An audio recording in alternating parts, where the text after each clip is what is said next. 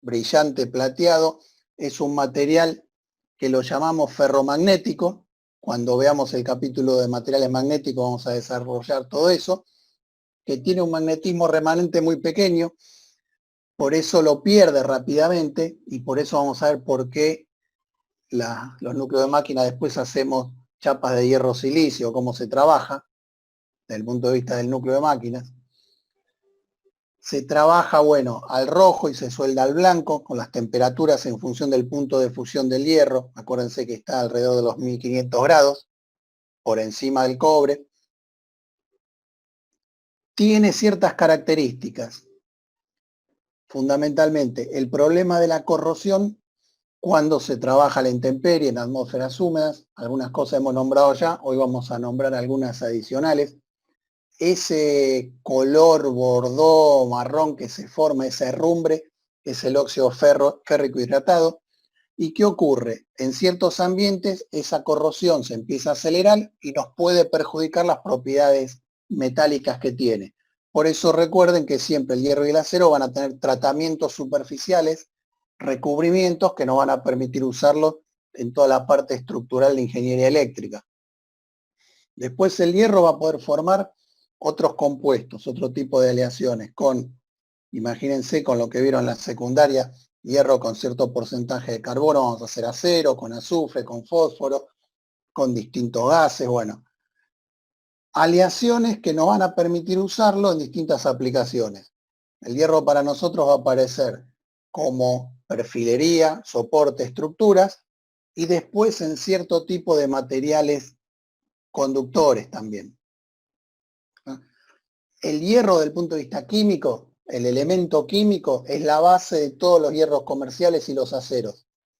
Acuérdense que el hierro y el acero tienen ciertas diferencias y se pueden presentar con distintas variedades comerciales.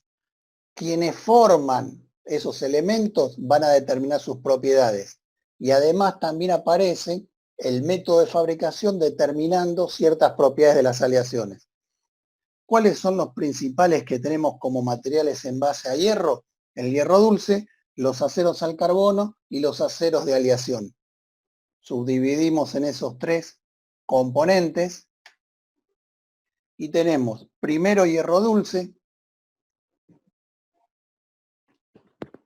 Son procesos que parten de un hierro refinado. A ese hierro se le agrega cierto porcentaje de escoria y con eso se termina de armar ese hierro dulce, que tiene ciertas características. Es un metal dúctil con muy buena resistencia a la tracción. Acuérdense, yo mezclo, por ejemplo, mineral de hierro con cierto porcentaje de escoria y voy a sacar cierto material, en este caso como hierro dulce. Nosotros en la materia, como tiene una cantidad de horas reducida, en este caso sacamos todo lo que es la obtención de hierro y acero, partiendo desde lo que era el alto horno, ¿no? Para poder meternos en algunas cosas que tienen más de aplicación de los materiales. Aceros al carbono. Fíjense que ahora yo ya tengo una aleación que la llamo binaria porque tiene esos dos componentes principales de hierro y ciertos porcentajes de carbono.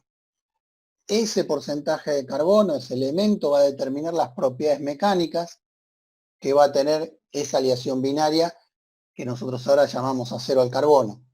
Y después también puede ocurrir que tengan ciertas cantidades de impurezas y trazas de algún otro componente, como podría ser manganeso, silicio, fósforo, azufre. ¿Está? O sea, mi elemento principal es el hierro con un porcentaje de carbono. El resto van a ser las impurezas que tiene.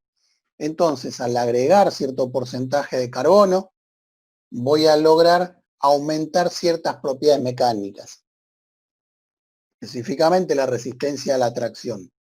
Del hierro dulce al acero al carbono van a ver que podemos llegar a valores de 200 kilos por milímetro cuadrado. ¿Por qué? Por esa aleación que estamos haciendo con ciertos componentes, como el carbono y el manganeso. Y después también tenemos los que llamamos aceros de aleación. ¿Por qué? Porque yo además de tener el hierro y un porcentaje de carbono, voy a agregar ciertos elementos, como hacemos siempre, para mejorar propiedades mecánicas o algún otro tipo de propiedad que quiero. Entonces, cuando yo trabajo en aceros de aleación, también trabajo con ciertos tratamientos térmicos para poder obtener ese resultado. Tratamientos que pueden ser el templado y el revenido para tener mejores propiedades mecánicas.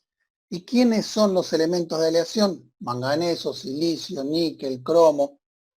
Acuérdense que después vamos a trabajar en el otro capítulo 10, después de magnéticos, con los aceros inoxidables. Ahí va a aparecer la influencia del cromo dentro del acero. Entonces voy a tener distintas características con esas aleaciones. Y la resistencia a la tracción también va a variar entre cierto margen, de 50 a 100 kilogramos por milímetro cuadrado. Recuerden, todo lo que son alambres y cables de hierro y de acero se deben proteger con ciertos recubrimientos para el uso en general a la intemperie. Necesito eliminar las condiciones de servicio que hagan que mi material no dure en el tiempo, o sea, se vaya dañando. Por eso tengo que trabajar con ciertos recubrimientos. Entonces dijimos, tengo el hierro dulce, el acero y los aceros de aleación. Y esos recubrimientos, ya los mencionamos en algunos casos, ¿para qué se utilizan? Bueno, se utilizan para que no se produzcan ciertos procesos en la estructura de los materiales, uno de los cuales se llama difusión. En este caso, difusión de oxígeno o de vapor de agua, que son los que empiezan los procesos de corrosión y de oxidación en este caso. Vieron que nosotros, cuando vimos la primer parte de materiales, veíamos lo que es la estructura atómica, los enlaces atómicos y después la estructura cristalina, como una introducción. Y después ya nos fuimos metiendo un poco más en la especialidad con las propiedades. O sea, la idea era hacer como hacen esta materia en Estados Unidos, ir de la estructura a las propiedades y de las propiedades a las aplicaciones en nuestra especialidad. Pero si no fuera ese camino y tuviésemos más horas, después de ver la estructura atómica y cristalina, aparecen el estudio de ciertos fenómenos entre los cuales está la difusión, las dislocaciones internas, ciertos fenómenos que aparecen en la estructura de los materiales ante solicitaciones externas. Pero para nosotros sería imposible entrar en todo eso porque después no llegaríamos a ver lo de la especialidad. Entonces ese fenómeno de difusión es un fenómeno que hace que ciertos átomos o iones o moléculas puedan pasar de un lugar a otro y me perjudiquen a un material. Para entenderlo desde algo que nosotros, digamos, compartimos en la vida cotidiana, imagínense las botellas de Coca-Cola. Cuando nosotros éramos chicos, para nosotros la Coca-Cola venía en una botella de vidrio. Pero después ustedes van a ver que la Coca-Cola fue envasando en un material que se llama PET, un material reciclable. Terestalato de polietileno, polietileno terestálico. ¿Y qué característica tenía el PET con un recubrimiento de alúmina, de aleación de óxido de aluminio interno? Que evitaba la migración de ciertas moléculas a través de ese material hacia el exterior. ¿Y qué es lo que quería evitar? Y lo que son las bebidas carbonatadas que tienen anhídrido carbónico dentro, o sea, las bebidas gasificadas que en el tiempo perdieran esa característica. Ese fenómeno de pérdida de esas características o del viaje del oxígeno a través de un material es lo que llamamos difusión. Y en este caso, vapor de agua que produce oxidación o el oxígeno que produce corrosión de mi metal hace que yo tenga la obligación de proteger a mi perfilería. Entonces, bueno, distintos tipos de recubrimientos podemos tener. Lo que buscan es aislar las zonas anódica y catódica. No sé si vieron en química, deben haber visto algo de eso. Entonces uno tiene distintos recubrimientos. Un recubrimiento que sería, y por ejemplo una pintura, eso es sencillo. Y los recubrimientos metálicos en general son de dos tipos, el galvanizado o el estañado. ¿Está? En el galvanizado vamos a usar zinc y en el estañado, por supuesto, estaño. Ese galvanizado para nosotros siempre va a ser por inmersión en caliente. En algunos casos usan un estañado electrolítico para lo que son las chapas de hierro. Pero ¿qué ocurre? El primero me permite obtener una capa de mayor espesor y de mejor adherencia sobre el hierro. Entonces, el electrolítico me va a permitir tener espesores bajos, tanto sea zincado o estañado electrolítico. Fíjense, 10 micrones, y no me va a durar en el tiempo. En cambio, el zincado, por inmersión en caliente, me va a permitir trabajar con espesores mayor de 50, en general entre 100 y 200 micrones, sobre la superficie del perfil y con una muy buena adherencia. Entonces, ese es el mejor tratamiento actual para lo que son estructuras de hierro, alambres, cables de acero para usarlos a la intemperie.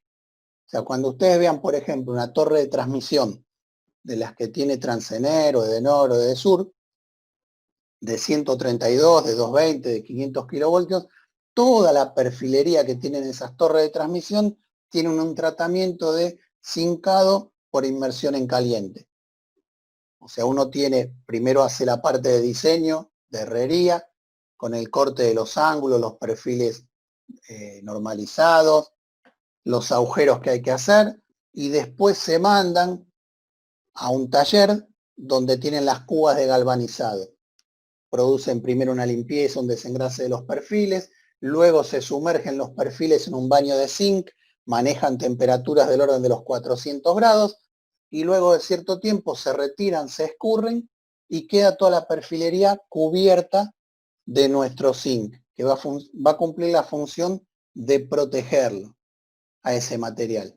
Entonces, podría ocurrir que el acero, en algún caso, si se raspa, pierde el recubrimiento que tenía. Entonces, bueno, ahí aparece un concepto que hay que manejar alguna variable de química para interpretar que si el recubrimiento fue de zinc, es mucho mejor que hubiese sido estaño porque no pierdo la protección completa. Lo que hacemos habitualmente que es, bueno, uno tiene la perfilería ya galvanizada, cuando la lleva a la obra, en la puesta en servicio, podría ocurrir que a veces me faltó hacer un agujero, ¿sí? O me quedó un perfil que tengo que tocar con la moladora porque no pasa o no ajusta donde yo quería. Ningún problema. Uno hace el retrabajo, cuando hace un reagujereado va a quitar la capa de zinc y lo que tiene son productos en aerosol o líquidos que permitan reponer el zinc que se perdió. O sea, es como que retocado en frío, que no es lo mismo. Pero después lo que quiero que entiendan es que el zinc sigue cumpliendo su función específica, aunque se haya partido un poquito, fíjense en este caso, esta es la capa que yo tengo sobre el acero del depósito de zinc. Entonces, si yo perdí porque lo rayé, lo golpeé o hice un agujero y perdí una partecita, como es un área pequeña y el zinc se comporta como anódico respecto del acero, el recubrimiento de zinc se va a correr lentísimamente y sigue protegido el acero. No tengo viaje de iones que salgan del acero hacia el exterior. En cambio, si ese recubrimiento hubiese sido de estaño, el sustrato de acero se comporta como anódico respecto del estaño. Entonces tengo una pérdida de cobertura y una rápida corrosión en toda mi perfilería. Por eso decimos que siempre el zinc, la cobertura de zinc, me garantiza la vida útil de esas estructuras a la intemperie en ambientes corrosivos. De otro texto acá del Shackelford pueden ver un ejemplo similar. Fíjense, el perfil de acero que se comporta como ese cátodo ahí y el zinc que se rompió su continuidad de capa y queda protegido. Pero fíjense que el acero sigue teniendo la misma superficie. ¿Qué ocurre cuando el ánodo se empieza a corroer? Porque yo puse estaño en la cobertura. Empiezo a tener un deterioro de mi material que era el sustrato de acero, que sería mi perfilería que estoy usando, ¿no? Entonces recuerden, siempre el hierro y el acero con tratamiento de zincado por inmersión en caliente para todo lo que son estructuras de intemperie. Puede ser que el zinc es llamado como ánodo de sacrificio en general, ¿no? Cuando tiene un recubrimiento de zinc. Sí, pero el ano de sacrificio es otro concepto que después podemos tener una diapositiva. Ese lo usamos en algunas bases de los barcos, donde yo quiero también que proteger a mi material, y el zinc es el que está cediendo electrones y se va consumiendo y te obliga a reponer ese ánodo de sacrificio cada tanto. O sea, hay que controlarlo eso, ¿no? Pero sí, se usa eso. No sé si vieron que cuando veíamos los aisladores de suspensión en alguna de las fotografías que teníamos, en los soportes, en el pedestal de esos aisladores, también en algunos aparecía en los herrajes un pedacito de zinc como ánodo de sacrificio, ¿no? Es un método para resolver eso, evitar la corrosión en el metal. En el caso de Y los después, aceros, perdón, sí, ¿conoce el recubrimiento de Dacromet? no. ¿Qué es Ojo que eso? también yo ahora lo que les expliqué es para cierto tipo de perfilería, ¿no? En algunos casos hay chapas que se pueden hacer sistema de pintura de caucho clorado, como que hay distintos sistemas también para proteger chapa, ¿no? Ese que vos decís, Dacromet, no. Pues fuimos a ver a un proveedor para galvanizar en caliente una estructura que iba a ser para un pórtico de 13,2, que era de salida de una subestación. Sí, Y, y nos recomendó el mismo proveedor que hacía galvanizado en caliente, Dacromet. Nosotros terminamos haciéndolo en galvanizado en caliente, de alguna manera por desconocimiento de este nuevo producto, pero después investigando hablaba de muchas ventajas frente pero, al electrolítico y al galvanizado en caliente, ambos. Como que tenía ¿cuál es más horas de... la base del Dacromet? ¿Cuál es? No, ¿Qué no me material acuerdo. usa? No, no me acuerdo. Me Porque ese acuerdo, debe ser el nombre comercial, eso lo podemos investigar, porque el galvanizado, el cincado por inmersión en caliente, lo que nos garantiza además del espesor es una muy buena adherencia, ¿no? Superando al estañado. Este que vos decís Dracomet, Dacromet, habría que ver cuál es el material y cómo es el proceso, si es también en cubas de inmersión o cómo lo realizaban, ¿no? Pero lo podemos buscar para la clase sí, que viene.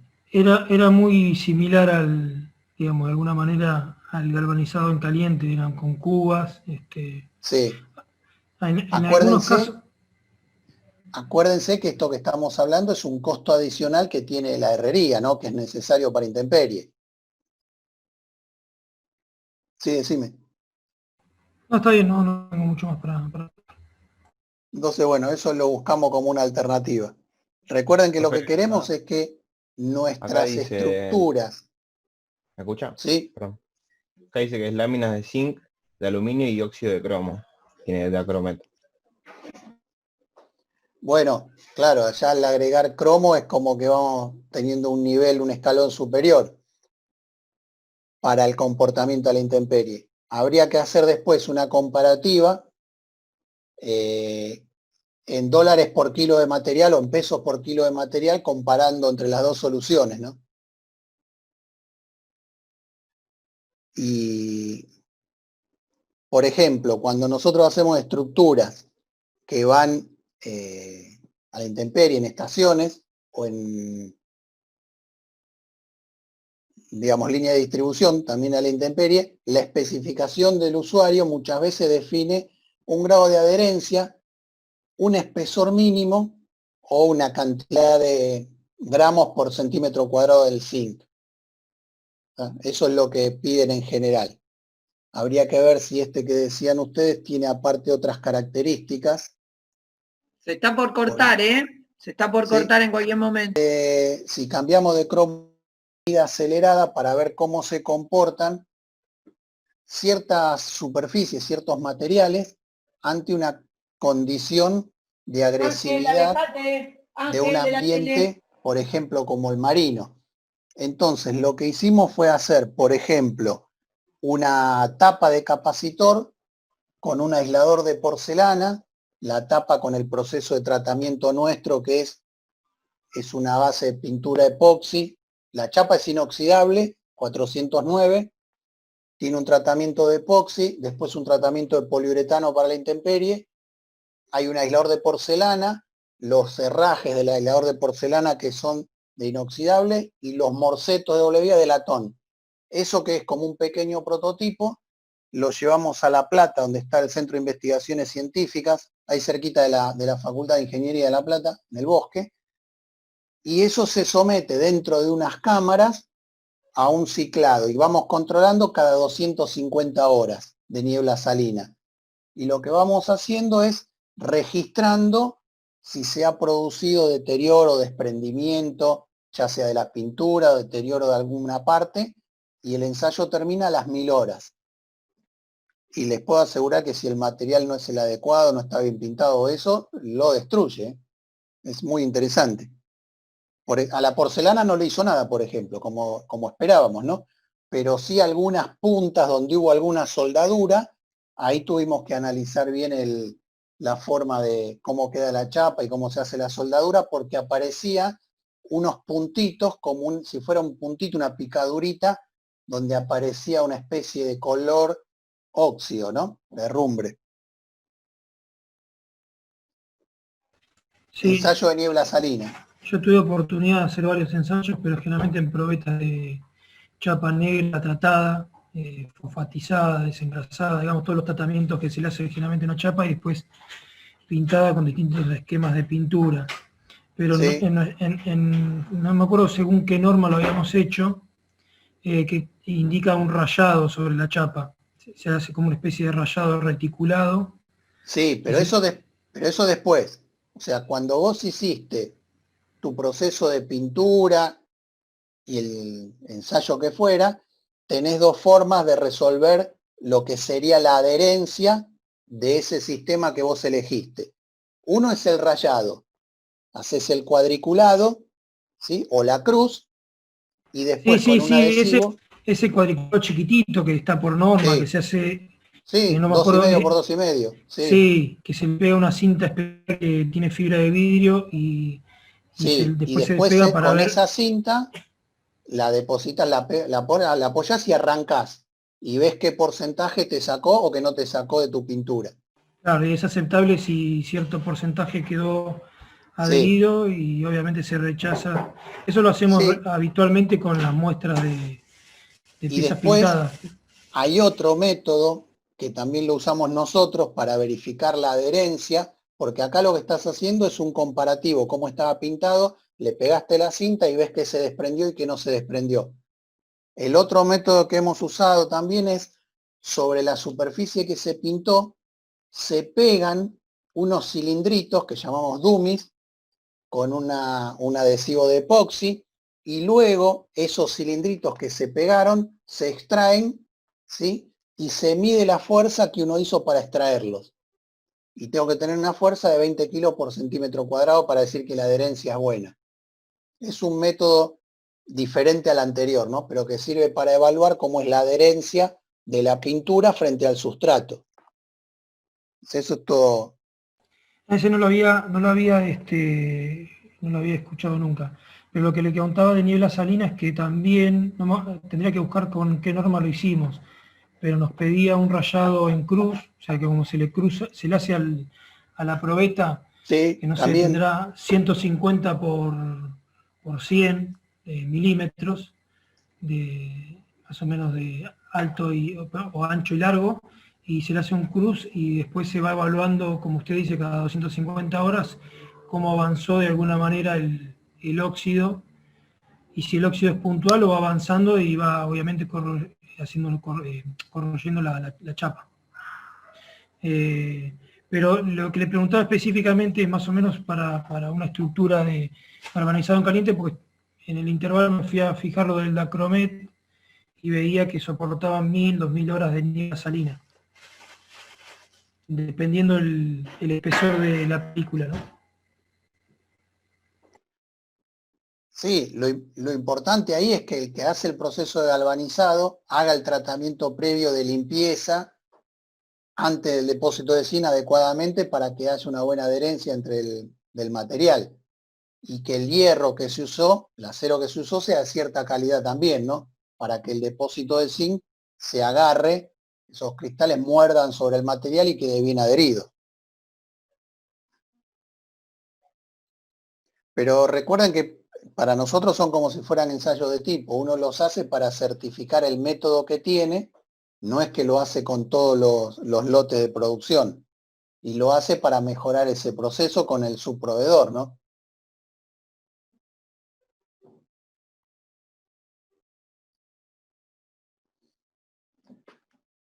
Seguimos entonces, bueno,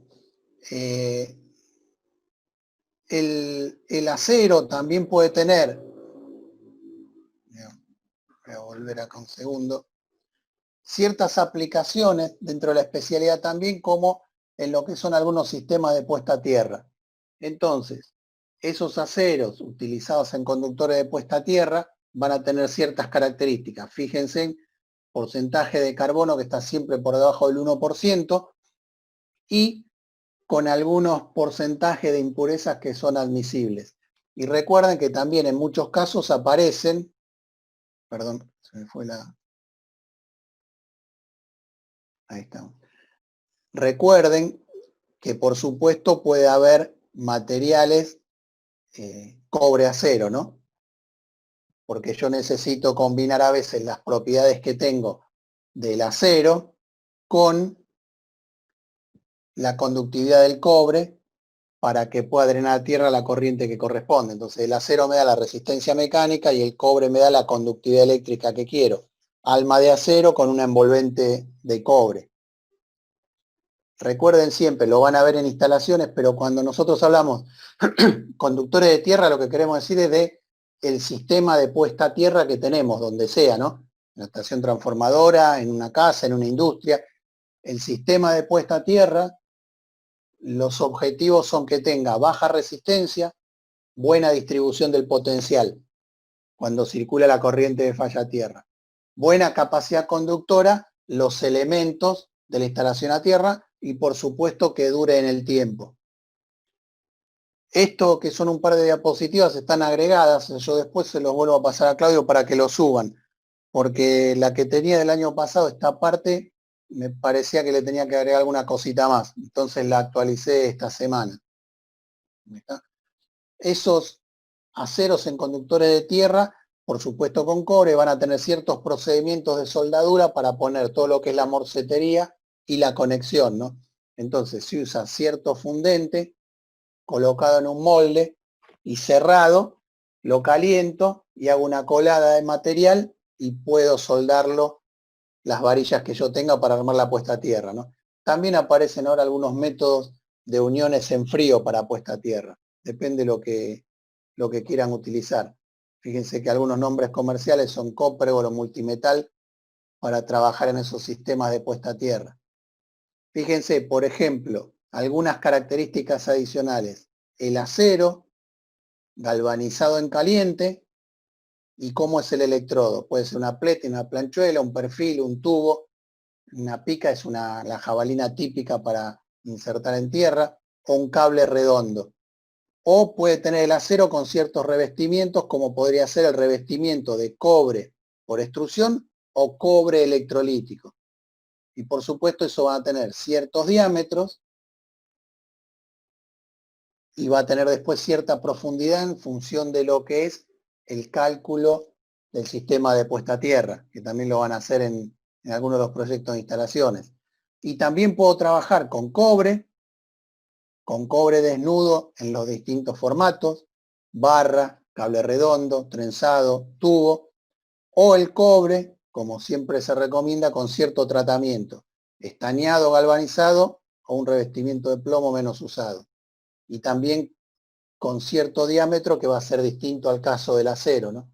Entonces son variantes de las aplicaciones del acero en otros casos, ¿no? Fíjense, en sistemas de puesta a tierra, lo que son la jabalina o las picas con una bandera acá para conexión, la que se ve acá, para sistemas de puesta a tierra. Inclusive acá deberíamos agregar, ahora que me acuerdo, no lo tengo y lo podríamos agregar, que son la parte de pararrayos, ¿no? Como otra cosa más donde aparece el acero y el cobre como conductor ahí. Bueno, todo tipo de puestas a tierras. Esos modelos pueden ser, fíjense, acero galvanizado en caliente, inoxidable o acero cobre. ¿Sí?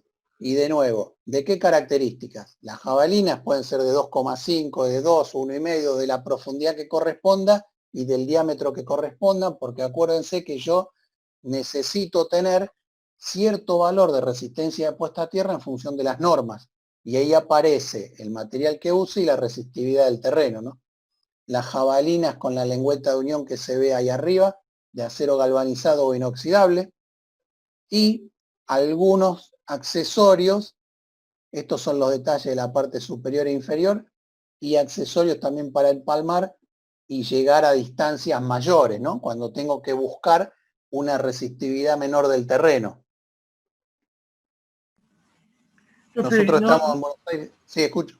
no había visto nunca la jabalina con lengüeta de unión. En general siempre la vi con morcetos de... Con el morceto arriba, sí, después hay otros planos. Con el morceto cobreado, ¿puede ser? Sí, sí, esto es de una empresa española que hace accesorios. Por eso, cuando vean la UNE-EN, es la normativa española y la europea directamente. Pero esta es una copia de la IEC también, ¿no?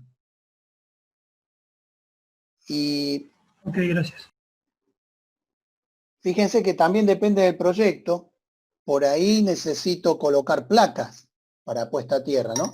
Dependiendo de los valores de resistividad que tenga, a veces conviene el sistema desarrollarlo con placas, cobre, acero galvanizado en caliente o inoxidable. Fíjense que trabajamos con esos 3 materiales básicos, ¿no? Y por supuesto cumple la normativa internacional que decíamos recién. Placa de cobre, placa de acero galvanizado, placa de inoxidable. En algunos casos, bueno, acá la ventaja por supuesto por la gran superficie de contacto en terreno de alta resistividad, pero fíjense que a veces también se recomienda añadir ciertos compuestos para garantizar la humidificación de la zona donde está la puesta a tierra.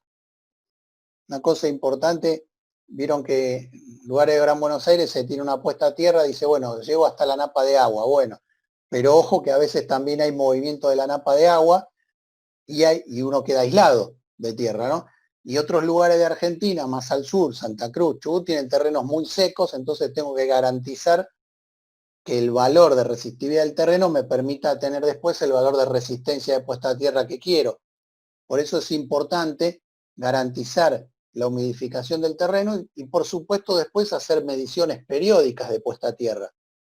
En lo que es la industria en Buenos Aires, capital de Gran Buenos Aires, se supone que uno te hace una medición por año para verificar que la puesta a tierra está por debajo de los 5 ohms, ¿no? Eso también, bueno, es parte de instalaciones, pero acá mencionamos algunos materiales típicos, ¿no? Profesor, sí. en una época se regaban la puesta a tierra, ¿no? No sé si ahora capaz que no, pero Y llevaban bueno, agua, ¿no? Sí, se le agregan compuestos como este que nombramos acá y agua con sal ¿Bentonita puede ser también. también? ¿Cómo? ¿Bentonita? No te escuché. ¿Que se agregue también bentonita? No me acuerdo con ese nombre, pero sí hay que mantenerlo con una resistividad baja al terreno para poder garantizar el valor de resistencia. Acuérdense que ustedes van a medir resistencia, ¿no? Usando un telurímetro. Sí, Van a clavar unos electrodos y van a medir la resistencia que tiene, supongamos, una industria o, bueno, lo que fuera, ¿no? Una torre de puesta de transmisión, donde les toque medir también. No sé si en medidas creo que usan un telurímetro o hacen en algún momento hacían una medición de puesta a tierra. El año pasado en Integración 2 lo hicimos, no sé. Ah, está bien.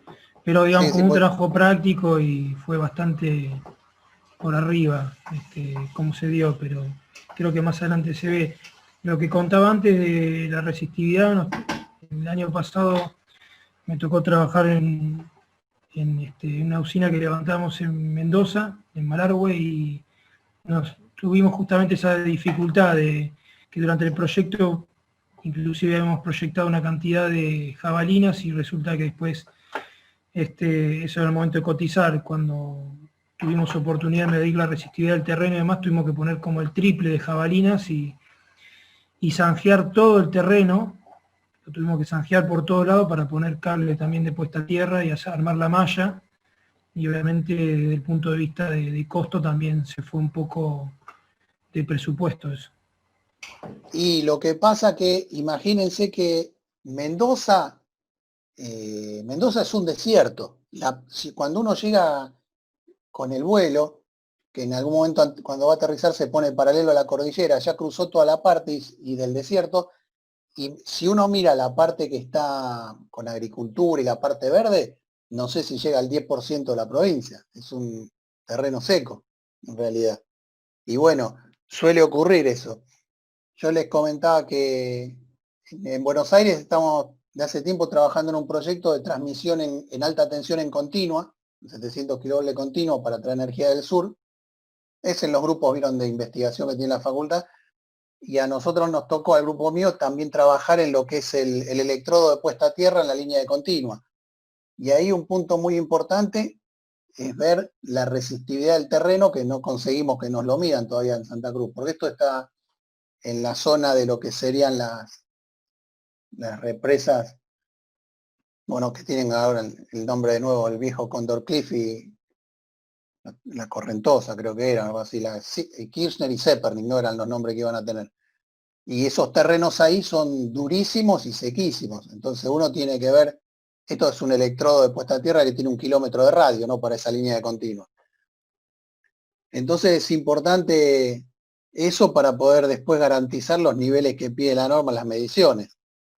Capaz que ahí en esa subestación, sí, una cosa es cuando uno oferta y después a veces en la práctica se puede encontrar con alguna diferencia. Pero lo importante es poder resolverlo, no corregirlo y hacerlo, porque digamos, en las obras para eso tenemos siempre el ítem de varios. Muchas veces puede ocurrir. A nosotros nos ha pasado a veces que vamos a una puesta en servicio y sí, está todo montado, pero no pudimos bajar la palanca porque faltó una autorización de una empresa de energía de acá o de allá. Y hay que volver por segunda vez para poder hacer la parte de mediciones de puesta en servicio, ¿no? Eso en las obras siempre puede ocurrir. Pero bueno, continuando con ese tema. Ánodo de sacrificio para proteger contra la corrosión. Entonces, distintos modelos tienen que ser materiales que me puedan permitir ceder electrones y se corroan antes que el material que yo estoy protegiendo. ¿Quiénes son los principales? Zinc o magnesio, ¿no? Y depende de la resistividad del terreno, voy a poder trabajar con unos u otros. Fíjense que hay uno, el HC por High Conductivity, la resistividad del terreno, acuérdense Rho, como veíamos en la primera parte en propiedades eléctricas, 50 ohm por metro. Y hay otros, entre 50 y 200 ohm por metro, o de 200 a 500 ohm por metro, ¿no? Y por supuesto tiene un manguito de conexión para conectarse al cable de cierta sección, ¿no? Entonces, bueno, algunos ejemplos de ánodo de sacrificio, con la posibilidad de conectarse ahí. Acuérdense que esto es lo que yo estoy usando para evitar la corrosión en mi material principal, ¿no? Voy a poner un elemento que se va a corroer antes y me protege al principal. Y yo después este material lo voy a tener que cambiar también, con el tiempo. Lo mencionamos ahora porque aparece también con uno de los materiales. En algunos casos, lo metimos acá como electrodos de grafito, como algunas variantes en terrenos de gran resistividad. Para nosotros es una alternativa en eso que hablábamos de la línea de continua, ¿no? Una aleación que tenga como base al grafito para este tipo de terrenos como tiene la zona de Santa Cruz. ¿Está? Y por supuesto va a tener poquísima degradación por corrosión. Ahí lo podemos ver al grafito como una de sus funciones, ¿no?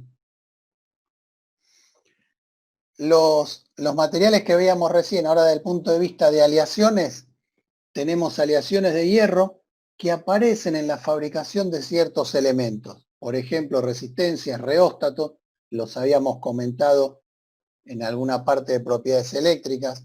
Tengo hierro con cromo y aluminio, dependiendo de las temperaturas. Y el porcentaje de cromo me garantiza tener un coeficiente de temperatura bajo. Por eso algunas aleaciones de hierro las voy a poder usar para fabricación de ciertas resistencias. Lo que juega en contra es que, bueno, su elevada resistividad y su coeficiente de temperatura. Dentro de los materiales conductores, algunas consideraciones a lo que son variantes del carbón. O sea, la básica, el diamante. un cristal muy duro, de cierta conductividad, que no tiene aplicación práctica en electrotecnia, pero sí aparece en todo lo que es herramental. ¿Sí?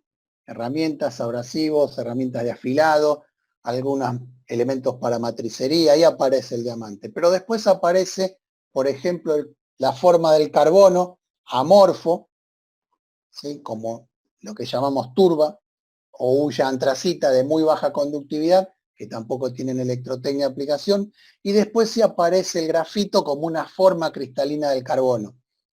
Si recordamos cuando veíamos al principio las estructuras cristalinas, recuérdense que veíamos estructuras cúbicas, centradas en el cuerpo, centradas en las caras, y vimos muy por encima lo que era un empaquetamiento hexagonal compacto, y que es la estructura típica del grafito como forma del carbono, porque aparece como una estructura en capas, como si fueran hojas de átomos que están apiladas en ese formato hexagonal compacto, pero que tienen la posibilidad de desplazarse con cierta facilidad. Por eso decimos que es débil para los esfuerzos de corte a lo largo de esas capas. Y tiene además un coeficiente bajo de fricción, cuando estamos en condiciones normales al aire o con cierta humedad. Por eso aparece el grafito como lubricante sólido. Si yo ese grafito lo pongo en un ambiente de vacío, se transforma en un material altamente abrasivo. Pero las aplicaciones típicas, con aire, atmósfera y humedad, nos sirve como un conductor eléctrico y térmico y además como elemento lubricante. O sea, ese grafito tiene cierto tipo de aplicaciones que nos interesan. Es un buen conductor de la electricidad, es el único carbón que se utiliza en electrotecnia. ¿Y dónde aparece? Bueno, en ciertos electrodos, en escobillas, electrodos, acuérdense, puede aparecer en hornos también, y aparecen distintas formas, en hojuelas, en bloques, perdón, se me pasó, en función de sus dimensiones, en hojuelas, en bloques o como microcristalino. Y en ese caso se puede impregnar con cobre para lograr un material compuesto, ¿no? Y otra forma de clasificarlo podría ser grano industrial, grano fino y micrograno, por tamaño, grano y formas. Y las formas, bueno, rectangular, cuadrada y circular. Distintas variantes del grafito aplicados en electrotecnia. Grafitos artificiales, grafitos de retorta, coque en polvo, distintas variantes con distintos grados de conductividad eléctrica. Aparece también después el negro de humo. Ese negro de humo es lo que llamamos grafito amorfo. ¿Dónde aparece? Y como pigmentos en la industria de los neumáticos, ¿sí? Como una parte importante en ese elastómero que transformábamos en caucho, ¿no? Aparece como polvo muy fino con color cercano al gris.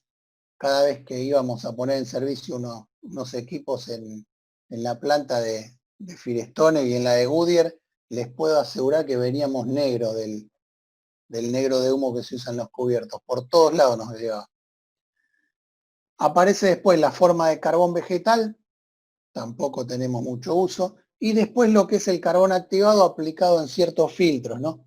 ¿Por qué? Porque el carbón activado tiene una posibilidad de absorber ciertos gases, entonces se aplica en lo que se llaman filtros de carbón activado. Por ejemplo, en las carcasas de lámparas de alumbrado público, ¿no? Para permitir que circule el aire filtrado, bueno, tiene algunas variantes en otras especialidades también.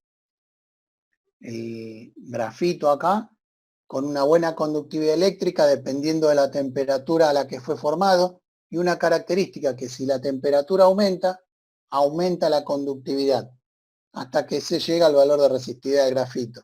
Acuérdense, tiene coeficiente de temperatura negativo, al revés que lo que ocurre con el resto de los conductores. La resistividad disminuye al aumentar la temperatura. Acuérdense que cuando veamos materiales conductores siempre le vamos a preguntar cómo varía la resistividad a lo largo de una variación de temperatura, desde el cero absoluto, con el fenómeno superconductividad, hasta los 100 o 200 grados, como es una recta creciente para la mayoría de los materiales conductores. ¿Y qué ocurre cuando analizamos materiales que usemos en resistencias, ¿no? Cómo ese coeficiente de temperatura cambia. Entonces, el grafito tiene muy poca variación de la resistividad con la temperatura, un coeficiente muy pequeño. Y también tiene una buena conductividad térmica, que aumenta cuando subo la temperatura. Por eso yo puedo decir que el carbón en polvo es un aislante térmico. ¿Dónde aparecen como aplicaciones? Bueno, en ciertos electrodos, ¿sí? Micrófonos, electrodos de carbón en hornos, en electrometalurgia. Acá es un consumo importante de electrodo de grafito. En esos procesos de electrometalurgia se consume muchísimo. Bueno, escobillas para máquinas eléctricas, arcos eléctricos en soldadura, resistencias y contactos. Perdón. Y contactos con materiales compuestos que alguna vez ya fuimos mencionando en otros capítulos, ¿no? En las aplicaciones de escobillas, distintas variantes de escobillas, desde lo que son duras y semiduras, con carbón amorfo, base de la destilación del petróleo, lo que sale de refinería, con ciertos valores de resistividad. Entre 80 y 36 ohm por milímetro cuadrado sobre metro, una resistividad alta. Carbón grafitado tiene una menor resistividad, dependiendo de la cantidad de grafito incorporado. Grafíticas blancas, todavía más baja resistividad. Distintas variantes de escobillas. Electrografito, cada una de estas con distintos valores de resistencia mecánica, de conductividad y de resistividad, por supuesto, y con distintas características desde el punto de vista de la lubricación. Escobillas de metal grafitada, también con muy baja resistividad. ¿Por qué? Porque ahora aparecen, fíjese, con la metalurgia de polvos, una mezcla con polvos metálicos de cobre o ciertas aleaciones de cobre, ¿no? Entonces me permite tener menor consumo por fricción, menor caída por contacto, ¿no? Y una muy buena resistividad, muy baja.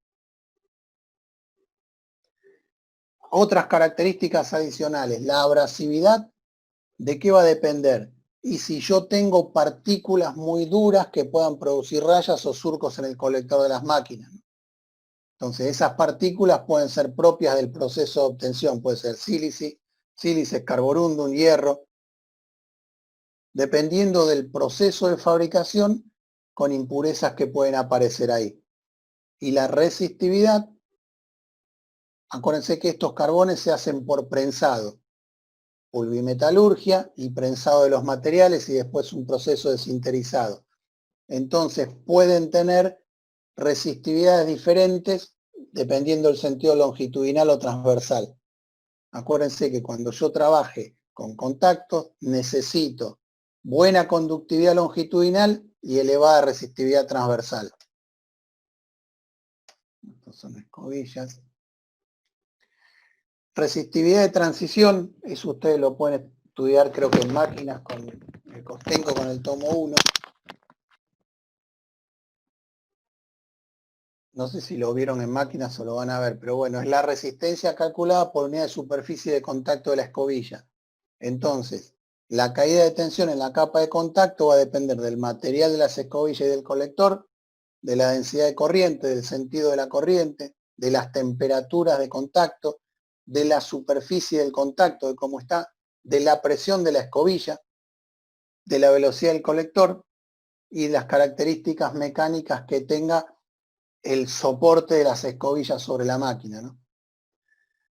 Los contactos donde aparecen también materiales compuestos que algunos habíamos mencionado, por ejemplo, carbón-plata. Mezcla de carbón con plata, polvorulenta y grafito. Tengo moldes o matrices donde yo puedo prensar esos materiales, los puedo hornear. ¿Y cuáles son sus características? Como tengo plata, caída de tensión baja y estable, no se van a soldar, muy baja erosión y muy bajo coeficiente de fricción, especialmente deseada en contactos deslizables. Esos materiales que usamos para contactos, ¿sí? Fíjense que son contactos, pastillas, contactos que se remachan sobre lo que es el dedo del aparato de maniobra, ¿vieron los seccionadores o los interruptores? Cuando yo tengo interruptores que son extraíbles, tengo un contacto que está formado como si fueran por varios dedos que le llamamos y que van a hacer presión sobre la barra donde yo inserto el interruptor o donde inserto mi seccionador. Entonces, tengo que usar ciertos materiales que tengan cierto grado de dureza para poder soportar esos esfuerzos, ¿no? Entonces, bueno, son materiales que tienen elevado punto de fusión y donde yo tengo operaciones muy frecuentes. Necesito tener muy buena resistencia al desgaste, muy buena resistencia a la erosión donde se produce un arco. Necesito que no se produzca el deterioro del contacto o la soldadura de los contactos, que se me queden pegados los contactos por una alta corriente. Imagínense que si yo en un interruptor, por un esfuerzo de cortocircuito, me quedaron los contactos soldados, después no lo voy a poder abrir y no lo puedo usar más. Entonces, ¿qué uso? Ciertos metales típicos. Tungsteno, fíjense, recuerden siempre los puntos de fusión de esos materiales de wolframio, o molibdeno, puntos de fusión altísimos, ¿no? ¿Cuáles son las desventajas? Que pueden formar óxidos de mayor resistencia mecánica. Entonces, eso me perjudicaría la conductividad del contacto. Lo que yo hago para resolver eso es que cierren con cierta presión o con cierto deslizamiento que haga un proceso de autolimpieza. O sea, un proceso de deslizamiento, de movimiento de esos contactos en los seccionadores va a impedir que se forme esa película de óxido o inclusive arrastra y la destruye. Eso específicamente en las cuchillas de seccionadores que cierran o que se desplazan cuando tengo un interruptor extraíble, ¿no? Por eso decíamos esos deditos, eso lo vamos a poder ver en la facultad, que ajustan sobre una barra, ¿no? Y para tener alta conductividad, yo puedo usar ciertos materiales, como habíamos visto ya hace un tiempo. El mejor de ellos es la plata, y luego aparece el cobre, muy buena conductividad térmica y eléctrica. Y acuérdense que acá sí puedo usar plata porque en realidad la plata es una parte de ese material compuesto que voy a hacer, por ejemplo, con tungsteno, ¿no? Voy a mezclar esos dos materiales para tener mi contacto adecuado. Si yo usara plata o cobre solo, son muy dúctiles, pero son poco resistentes. Entonces, ¿qué pasa? Por efecto del arco, se podrían picar. Entonces yo necesito combinarlo con otro material que me dé alta resistencia mecánica para tener un contacto adecuado. Hay ciertos metales que no son corroíbles, metales preciosos o metales nobles, ejemplo, el oro y el platino. Pero ¿qué ocurre? Son materiales muy caros. Entonces yo necesito trabajar en ciertas aplicaciones sensibles y delicadas donde las presiones de contacto son extremadamente bajas y corrientes débiles. Entonces ahí puedo trabajar con contactos con estos metales porque es poca la cantidad de material que voy a usar. En general ahora los contactos son una aleación de ciertos materiales. Fíjense, metales base, los que me van a dar resistencia, tungsteno, molibdeno, platino. Y después tengo oro y plata que me van a dar la conductividad.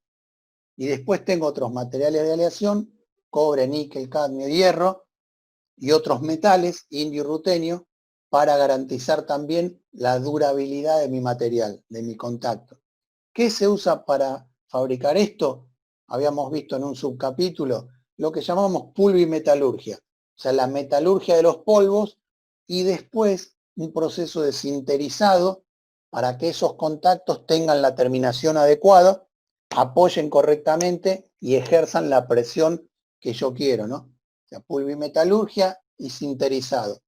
En el sinterizado yo tengo que hacer moler mis materiales de partida, por ejemplo lo que es el tungsteno, mezclar, prensarlos, calentar, llegar al punto de fusión y ahí esas partículas de polvo se van adhiriendo por vibración térmica propias, ¿no? Y ahí puedo agregar ciertos materiales que sirvan como impregnación o como relleno en los huecos que tengo en ese proceso de prensado.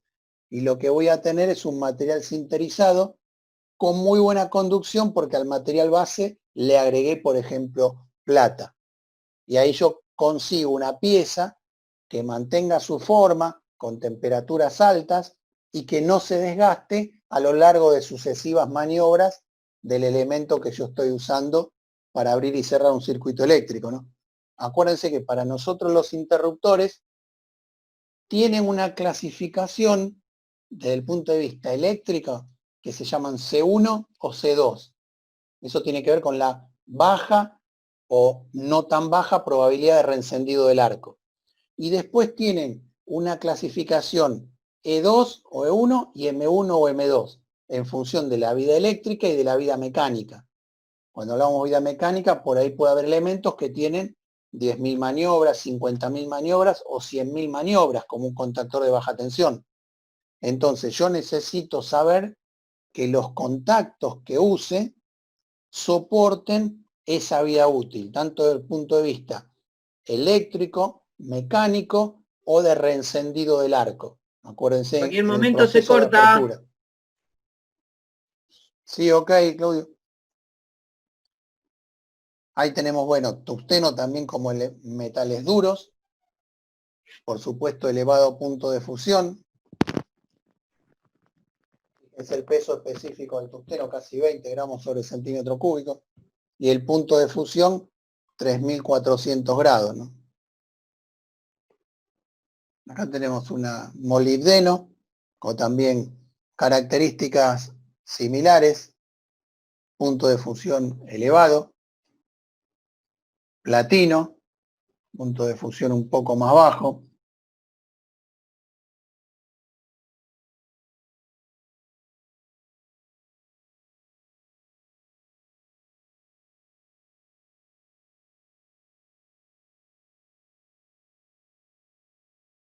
Funciones en algunos contactos especiales, dijimos no para la parte de contactos de potencia en interruptores, porque tiene punto de fusión más bajo.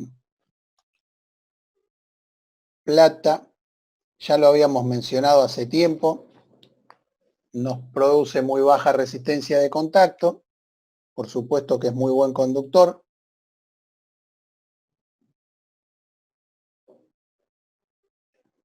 Ya lo habíamos mencionado en general la plata como material de contactos.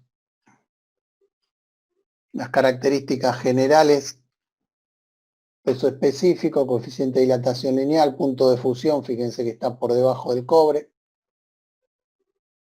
Características generales que están todas en el SEAC. Algunas consideraciones para aleaciones fusibles.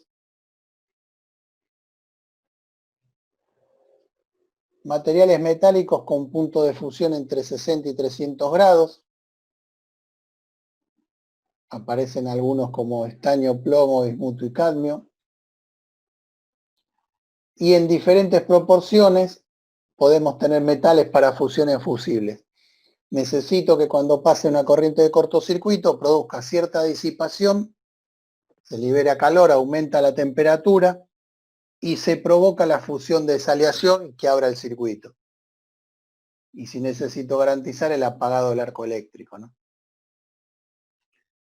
La capacidad del fusible va a depender de las dimensiones, de la construcción, de la base que tenga aislante y de los elementos que formen parte de ese material.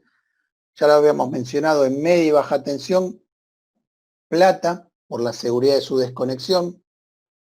Acuérdense que tengo que cumplir siempre la curva tiempo-corriente. Y después aparecen otros circuitos con otros materiales, aleaciones de otros materiales, en baja tensión y con ciertas corrientes bajas, ¿no? El aluminio no tiene tanta aplicación. En general es cobre revestido en plata, el principal. Y al final de estas diapositivas teníamos también para analizar como un material que usamos bastante en ingeniería eléctrica, termocuplas, que son elementos para sensar temperatura en distintos lugares de instalaciones. Podrían ser en tableros. Se utilizan dos alambres de distintos materiales que se sueldan en un extremo, ¿sí? Y cuando aplico temperatura en la unión de los metales, aparece un voltaje muy pequeño, ¿sí? Que aumenta con la temperatura. Y eso es lo que me va a servir. Pueden ser alambre de hierro, de Constantan, que era una aleación de cobre-níquel que usamos para resistencia. Van a tener cierta temperatura de unión y un valor de tensión en el extremo abierto. Entonces, distintos tipos de termocuplas, por ejemplo, tipo J, en la industria del plástico y fundición de metales de baja temperatura, tipo K, cuando trabajo con temperaturas menores de 1300 grados, tipos R, S o B en la industria del acero, tipos T en la industria alimenticia, como podría ser una PT100, o sea, distintas variantes de termocuplas que me van a permitir medir de temperatura. Distintos formatos, ¿sí? Termocupla con un revestimiento, conectores, con cabezal tipo DIN, con rosca o sin rosca, con cuerpo de cerámico dependiendo las temperaturas, y ciertos accesorios para que yo me pueda conectar luego a mi instrumento, ¿no? Algunas variantes en función de norma IEC o norma DIN. En cable de compensación bipolar puede ser revestido en fibra de vidrio o revestido en teflón. Y hasta ahí tenemos esta parte de materiales dentro de lo que son conductores con algún caso especial. Claudio, llegamos a 9.4, es algo que yo voy a cambiar, que era una copia de este 9.3. Las termocuplas se usa ahora envoltura de silicona, cables siliconados. Sí, la envoltura tiene distintas variantes. Acuérdense que silicona nos permite trabajar con temperaturas altas como el teflón y fibra de vidrio. Hay distintas variantes. Esto yo lo tengo que completar más con algunas cosas que usamos en algunos tableros.